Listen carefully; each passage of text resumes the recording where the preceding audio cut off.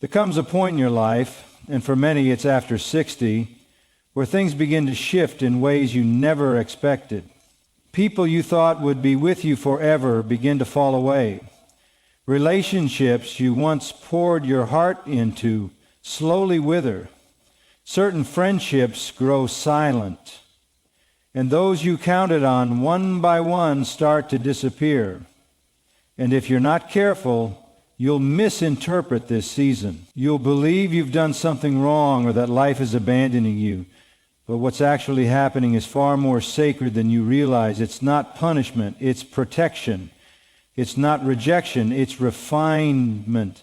God in His wisdom starts removing people from your life, not to hurt you, but to make space for peace, for clarity, and for the kind of purpose you were always meant to live in your final chapters. See, after 60, you've lived long enough to know the difference between noise and peace. You've endured decades of drama, of unspoken resentments, of relationships built on obligation instead of authenticity. And for most of your life, you tolerated it. You told yourself you had to. You clung to people because of history, because of loyalty, because of a fear of being alone. But what you didn't realize was how much those attachments cost you. How many days you spent exhausted by people who never fed your spirit. How many nights you lost sleep worrying about relationships you should have released years ago. How often you silenced yourself just to keep the peace, a peace that was never real to begin with. And now God says no more. At this sacred stage of life, your spirit can no longer afford distractions. You're entering a season where your peace is priceless, where every connection must serve your healing, your growth, and your soul's mission. You no longer have the luxury of carrying dead weight, of entertaining people whose energy drains yours, of maintaining connections out of guilt, obligation, or fear. And so, one by one, people will fall away. Conversations will dry up. Invitations will stop coming. Certain relationships will unravel without closure. And it will hurt, yes. It will confuse you at times. But it's not by accident, it's by divine appointment. Because when God begins to elevate you spiritually, when He prepares your heart for the most meaningful, purpose-driven chapter of your life, He first clears the room. He removes what you no longer need so that you can finally see what you were too distracted to notice. The counterfeit friendships, the one-sided relationships, the people who only showed up for your light but disappeared in your darkness, they can no longer follow you where you're going. And it's not because you're better than them. It's because your peace matters more now than it ever has. Because your wisdom has matured and your discernment has sharpened. And your soul no longer craves the approval of people who never truly saw you. This is a holy clearing, a sacred subtraction, the kind of pruning that feels painful at first, but ultimately makes room for everything your heart's been quietly craving. Genuine peace, quiet mornings, people who love you without conditions, conversations that feed your spirit instead of depleting it. You begin to realize that less is more, that solitude isn't loneliness, it's protection, that when God removes people, He's not leaving you empty. He's making room for peace so rich you'll wonder how you ever survived on anything less. And here's the truth no one tells you. Not everyone is meant to walk with you forever. Some people were only assigned to a certain chapter of your life. They were there to teach you something, to mirror something back to you, or to carry you through a particular season. But when their time is up, holding on to them only invites stagnation. It blocks the blessings meant for your next chapter. And God loves you too much to let you stay stuck in connections that no longer serve you. So He intervenes, He orchestrates exits, He allows distance, He permits separation, not to punish, but to preserve you. And the beautiful thing about reaching this stage of life is that you finally begin to understand that peace is worth protecting, that your time is sacred, that your energy is precious, that you don't need an audience to validate your worth. You don't need constant company to feel alive. You begin to relish the sound of your own thoughts. You rediscover the quiet strength of your faith. You wake up to mornings where the phone doesn't ring and you're grateful for the silence because you realize that what left you was never meant for you. And what stays, what remains, those are your people. Those are the souls God hand-selected to walk with you into this new season. And you'll notice something else. With every person God removes, a new clarity settles over your spirit. You start to see situations for what they really were. You recognize manipulation where you once excused it. You spot self-serving motives you were too blinded to see before. And instead of feeling bitter, you feel blessed, grateful that God saved you from battles you didn't even know you were fighting, relieved that the weight you carried for others was finally lifted, at peace knowing that the only people left in your life are the ones who truly honor your heart. This is the season of sacred separation, a divine pulling away, a time where God gently, sometimes painfully, clears your path so you can finally walk unburdened. And while it may feel isolating at first, it's actually the greatest gift you'll ever receive, because in that space, in that quiet, stripped-down season, you meet yourself again. The version of you that existed before the world told you who to be. The version of you that doesn't have to explain, perform, or prove. The version of you that is enough simply because God says so. So if you find yourself losing people after 60, don't panic. Don't mourn what walked away. Don't chase what was divinely removed. Trust the clearing. Trust the loss. Trust that what's leaving you isn't rejection, it's redirection. It's God making room for the peace, the purpose, and the people your soul has been waiting for.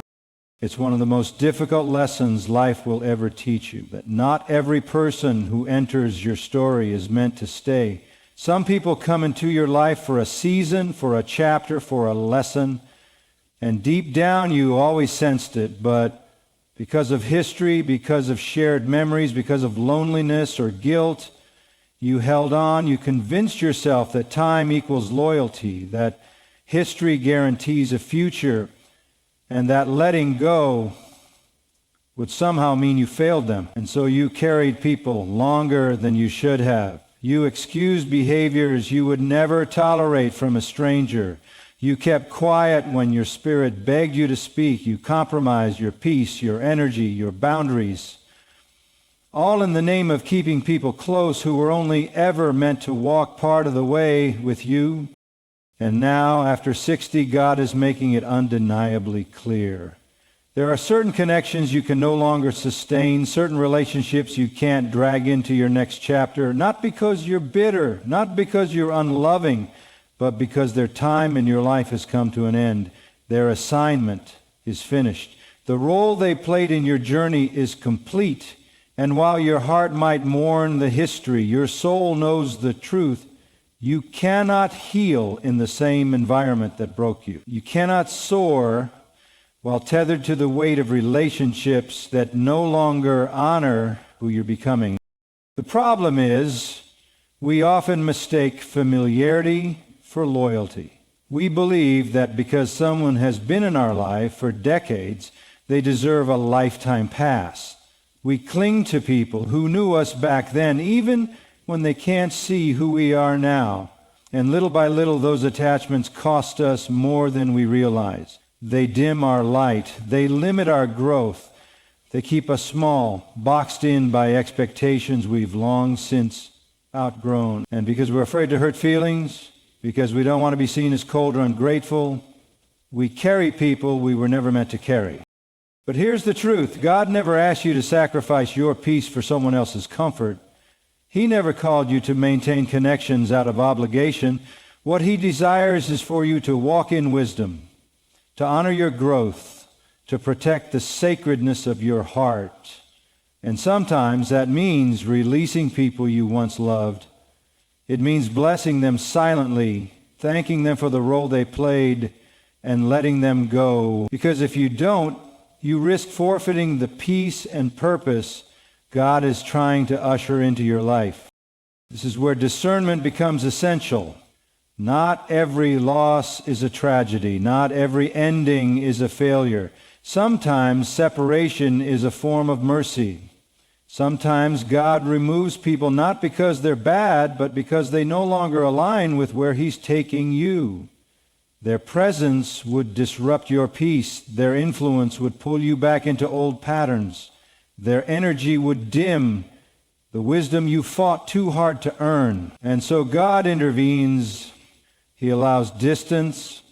He stirs tension. He makes it uncomfortable to stay. And while your heart might resist, your soul understands. Because after 60, you begin to see the value of peace in a way you never did before. You realize that your days are precious, that your energy is sacred, that your heart has carried enough burdens, enough regrets, enough grief.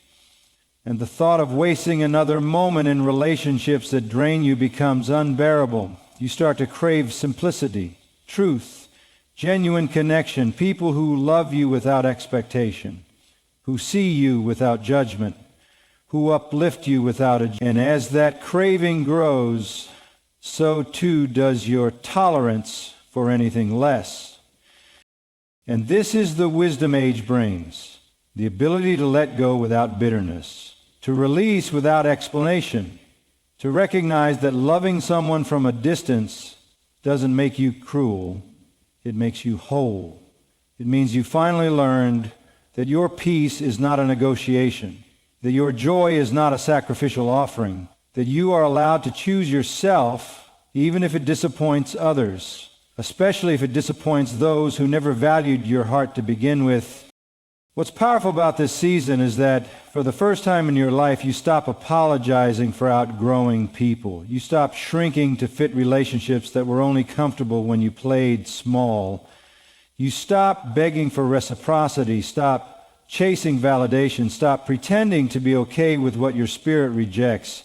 You start honoring the whispers of your soul. You start choosing peace over presence, discernment over obligation, freedom over familiarity. And you begin to notice how light you feel, how the weight you thought you couldn't live without was suffocating you all along, how the silence you once feared feels like sanctuary now, how your spirit, unburdened by toxic attachments, begins to stretch, to soar, to expand into places you never imagined possible. You wake up one day and realize that solitude isn't emptiness. It's a sacred space where God speaks loudest. Because this is the truth no one tells you. Your destiny was never attached to who walked away, the people who left you, the ones God removed, the connections that crumbled. None of them held your future. They served a purpose for a time. They taught you lessons, they mirrored your wounds, they challenged your growth. And when their role was complete, life shifted, doors closed, paths diverged, and it was never meant to be your burden to keep them. It was your responsibility to release them. And now, on the other side of that release, you stand in a sacred clearing. The noise has quieted. The distractions have lessened. The obligations you once carried have slipped away, and what remains is the core of who you are, the wisdom you fought for, the peace you prayed for, the purpose you've yet to fully step into, and it's here, in this space, that you finally understand some exits are blessings. Some endings are holy, and some losses, no matter how painful, were God's way of protecting the future you couldn't yet see. So if you find yourself losing people in this season, don't chase them. Don't beg for what God is removing. Trust the clearing. Trust the loss. Trust the wisdom that tells you peace is the greatest wealth you'll ever have. Because on the other side of those goodbyes is a life so rich in meaning, so drenched in peace, so anchored in truth, you'll wonder why you ever tried to hold on. There's a sacred truth most people never grasp until much later in life. And for some, it only truly settles in after 60. It's the understanding that not everyone who claps for you loves you. Not everyone who walks beside you is meant to walk with you forever. And not every person you've built memories with has the capacity to walk into the next chapter of your life. It's a painful realization, but a necessary one. Because what many of us fail to see is that our peace, our calling, our spiritual evolution was never designed to be carried in the presence of small, draining, or envious hearts. And it's in this season of your life that God begins to remove certain people, not to punish them, not to punish you, but to position you for something far more valuable. Peace that surpasses all understanding and a clarity of purpose that can no longer be compromised. You begin to notice the shift. Conversations feel heavy when they once flowed freely. The people you used to call daily now leave you feeling emotionally exhausted after a single conversation. The smiles feel forced. The presence of certain people in your life starts to feel less like companionship and more like obligation. And it's not because you become hard-hearted. It's not that you're unloving. It's that your spirit, after enduring years of carrying what wasn't yours to hold, has finally grown tired. You realize that your peace is too precious, your wisdom too hard-earned, and your time too limited to waste on anyone whose spirit cannot match the weight and beauty of your own. This is what happens when you mature in faith and wisdom. The noise fades. The desperate need for validation disappears. The craving for constant company dissolves. And what you begin to crave instead is peace, stillness, presence. People who don't demand explanations, connections that don't drain you, souls that pour into you as much as you pour into them. And the more you lean into this craving, the more you'll notice how few people in your life actually belong in this sacred space. Because while you may have surrounded yourself with many, very few are equipped to walk with you in this new chapter. And this is the reason God allows separation. This is why relationships unravel, why people ghost you without explanation, why certain connections suddenly grow cold. It's not random. It's divine. Because God, in His mercy, sees what you cannot. He hears the conversation spoken behind your back. He sees the envy, the hidden motives, the subtle manipulations. He knows whose presence in your life would corrupt your peace, disrupt your growth, or delay the blessings He's preparing for you. And so, without waiting for your permission, He begins to remove them, and though your heart may ache, your soul will sigh in relief. The truth is, when you reach this age, you realize you're no longer in a season where you can afford to carry dead weight. You can't entertain people whose energy drains yours.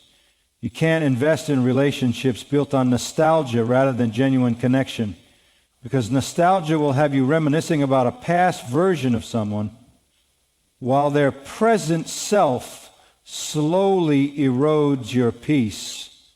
You can no longer afford those kinds of attachments. And it's not because you're unforgiving, it's because you understand that where you're going, the vision God is placing before you, demands clear sight, clean energy, and authentic company. And here's where it gets even clearer. Some people were always meant to be temporary, but your fear of being alone kept them around longer than their season.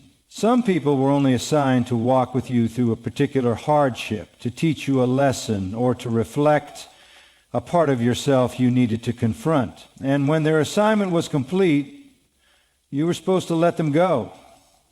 But out of loyalty, fear, or obligation, you held on. You kept giving chances, kept hoping they'd change, kept sacrificing your peace to keep the relationship afloat. And every time you did, you delayed your own growth. You muted your spirit's warnings. You ignored the signs God placed before you. But now God says no more. In this sacred season, He is positioning you. He is moving you into alignment with peace, clarity, and purpose. And positioning requires separation. It requires a trimming of the excess, a cutting away of what no longer serves your highest good. And though it may feel lonely at times, it's not abandonment, it's refinement. It's God creating space for the people who are truly meant for your next chapter. People who will pour into you. People who see your soul, not just your title, your resources, or your history. People who will pray with you, laugh with you, and sit with you in your silence without demanding explanations.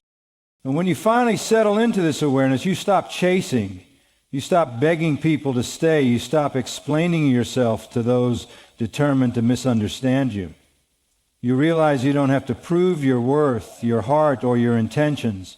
The people meant for you will see it, feel it, and honor it without you having to shrink or overextend. You come to understand that peace isn't found in quantity, it's found in the quality of your connection. And that in this new season, your peace must be non-negotiable. What happens next is beautiful. The more you release, the lighter you feel. The more space you create, the more peace you find. And slowly, the right people begin to appear. Not many, but the ones that matter. The ones who don't compete with you, who don't envy you, who don't drain you. The ones whose presence feels like sunlight on a weary soul. The ones who make you laugh from your belly, who remind you of who you are, and who sit with you without pretense.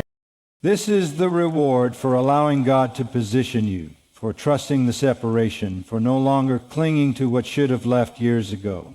You realize finally that you weren't losing people, you were making room for peace, for clarity, for the kind of life you once believed was only for other people, but now it's for you. And every quiet morning, every unburdened conversation, every night of restful sleep is proof that what God removes, He replaces with better. And then there comes a moment in life, often after years of carrying weight you were never meant to bear, when you finally recognize the cost of peace. Not the price you pay to maintain it for others, not the silent sacrifices you make to keep the room calm, but the price you pay when you lose it, the way your spirit feels heavy, the way your sleep is restless, the way you walk into rooms and feel unseen, unheard, drained before a word is spoken, and it strikes you. Peace isn't a luxury. It's not a bonus for a lucky few. It's survival. It's the soil where your faith grows, where your soul rests, where clarity meets wisdom, and where your purpose takes root. And anything and anyone that disturbs that peace, no matter how familiar, no matter how long they've been around, has to be confronted. Most people never teach you this. They teach you to be kind, to be polite, to turn the other cheek, to endure in silence. They convince you that carrying the emotional weight of everyone else's dysfunction is somehow noble, that making yourself small to keep others comfortable is a virtue, that tolerating behavior that chips away at your spirit is a testament to your loyalty. And you believed it. For years you did. You let people's projections become your burden. You allowed their expectations to shape your choices. You let guilt and history and obligation convince you that enduring their chaos was your cross to bear. But it was never yours. And at this point in your life, you can finally see it. The sleepless nights, the tension in your chest, the quiet resentment, the way your laughter faded, It wasn't life. It wasn't circumstance. It was the peace you forfeited in exchange for relationships that no longer honored your spirit. And God, in His grace, is making it impossible for you to ignore now. You feel it when you're around them. The heaviness, the shift in your energy, the unease that wasn't there before. You leave those conversations feeling less like yourself, and for the first time, instead of making excuses for it, you call it what it is, a soul-level disturbance. And when you finally name it, everything changes. You realize peace is not passive. It's not something you find by accident.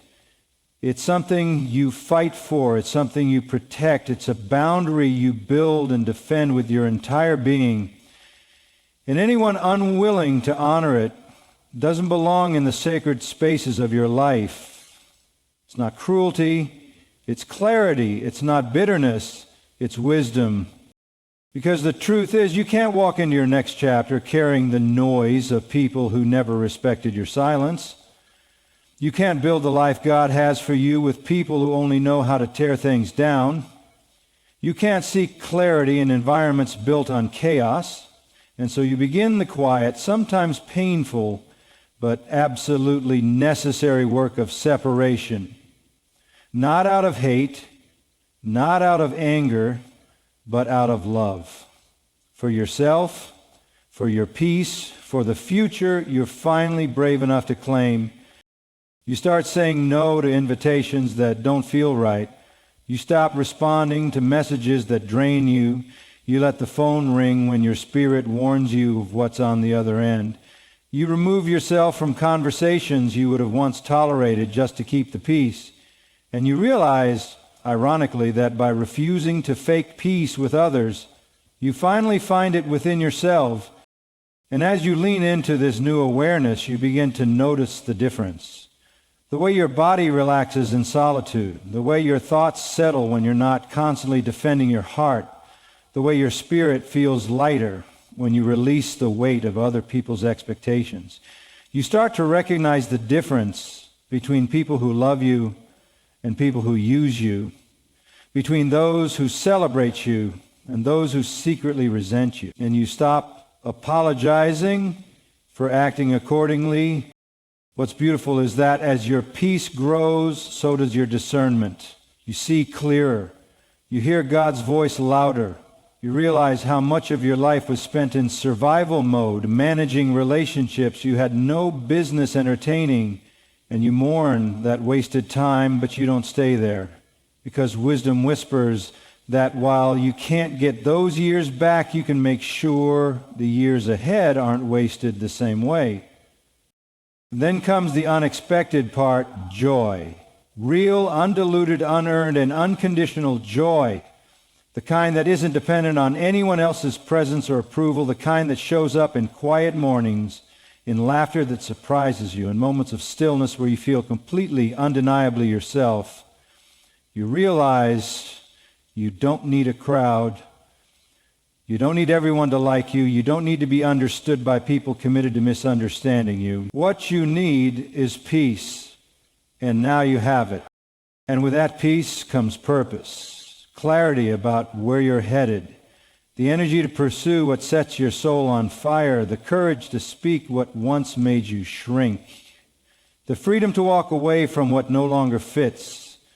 You stop compromising for connections that cost too much. You stop begging for a seat at tables God never intended you to sit at. You build your own. And the people who belong in your life, they'll find you there, not because you chased them, but because your peace made room for them. And if they never come, you're fine. Because you've finally learned that loneliness is better than being surrounded by people who drain you. That silence is better than noise disguised as company. That solitude isn't emptiness. It's sacred ground where God does His best work.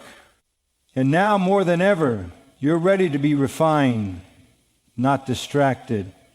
Elevated, not tolerated. Love for your So you bless those who left, you release those who stayed too long, you forgive yourself for the years you lost trying to earn peace instead of choosing it, and you step boldly into this new chapter with a heart that's finally your own, a peace that's no longer negotiable, and a future that only God Himself could have designed. There's a profound moment in life when you no longer fear being misunderstood, when you stop trying to explain your decisions to people who've already made up their minds about you. It doesn't happen overnight.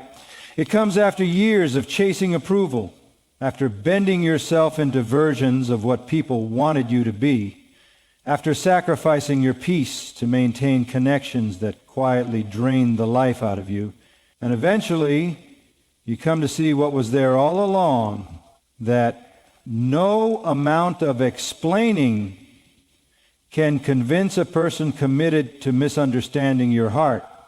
And in that realization, there's freedom. For so long, we are conditioned to believe that we owe people explanations, that our choices must be palatable, that if someone questions your boundaries, you need to soften them, that if someone disrespects your peace, you should still find a way to keep the relationship afloat. It's ingrained in us through culture, through family, through the quiet, unspoken rules of politeness. And so we explain why we didn't call back, why we're distancing ourselves, why we said no, why we chose peace over conflict.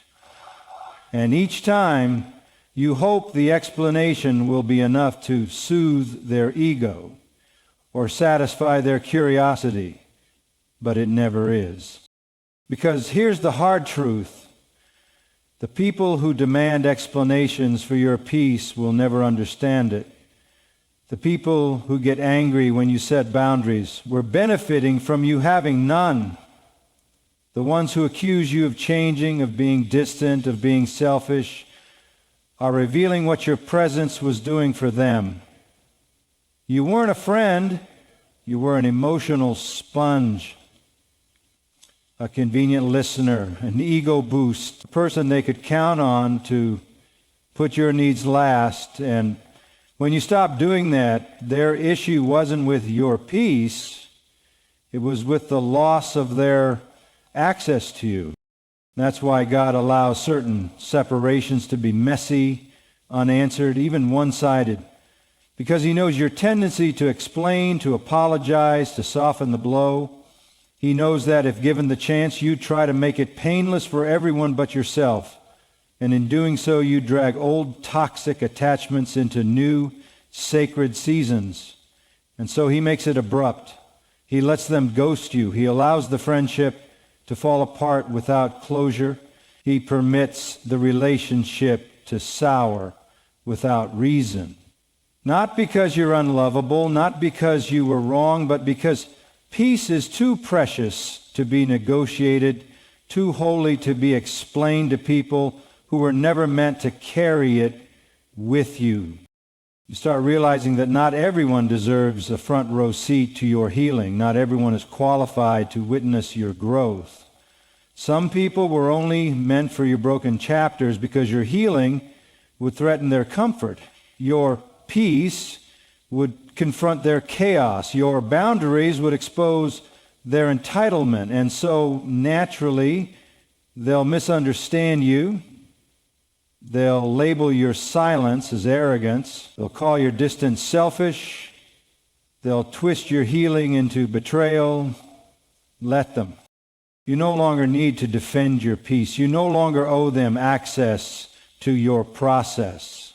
The people meant for you in this season will celebrate your boundaries. They'll respect your no. They'll understand your absence without resentment. They'll recognize that sometimes peace means solitude, that healing requires distance, and that your value was never in how available you made yourself to everyone else. It's a hard lesson because we attach so much of our identity to how well we can keep others happy, to how many people we can please, to how effortlessly we can carry the weight of everyone else's expectations. And when you finally start laying that weight down, it feels unnatural. You worry about seeming cold, distant, uncaring. But what you're actually doing is honoring yourself, maybe for the first time in years. And the people who genuinely love you, who see you beyond what you can do for them, will applaud it, they'll admire it, they'll adjust without guilt, tripping you. And what you find on the other side of that boundary is peace like you've never known. Peace in knowing you don't have to explain your absence. Peace in declining invitations without guilt. Peace in deleting numbers without ceremony. Peace in choosing mornings of silence over conversations you don't want to have. Peace in understanding that your worth isn't tied to your availability, that your presence is a gift, not a guarantee. You realize that sometimes the most powerful thing you can do is quietly remove yourself. No announcements, no explanations, no warnings, just a silent, graceful exit from what no longer serves your spirit. And watch how peace floods the spaces they used to occupy. How your energy feels lighter, how your days feel calmer, how your heart feels safer, because where chaos once lived, you made room for stillness. Where obligation once drained you, you now have rest. And eventually you stop worrying about what they'll say, about what rumors will spread, about how they'll interpret your silence, because you come to understand that people will create their own narratives, regardless of your efforts to control them. And you realize it's not your responsibility to manage other people's perceptions. Your responsibility is to protect your peace, to guard your spirit, and to steward your purpose. Everything else is noise. And you look back one day and thank God for every closed door, for every unanswered text, for every friendship that dissolved without warning, for every room you were excluded from, because you'll see that what felt like loss was protection, that what seemed like abandonment was divine positioning, that what broke your heart was actually saving your soul. And in those quiet, peaceful moments, you'll finally understand what it means to be whole, to be unbothered, to be full in your own presence, to laugh without anxiety, to rest without heaviness, to wake up excited, not exhausted, to live free from the burden of being everything to everyone. And in that freedom, you'll finally hear God's voice clearly. You'll see the people He's bringing into your life, people who honor your boundaries, cherish your peace, and understand that silence isn't absence, it's protection. You'll stop explaining, start existing. Stop apologizing, start living. Stop shrinking, start expanding. And in that, you'll realize peace was never meant to be explained. It was meant to be experienced. And now, more than ever, you're finally ready.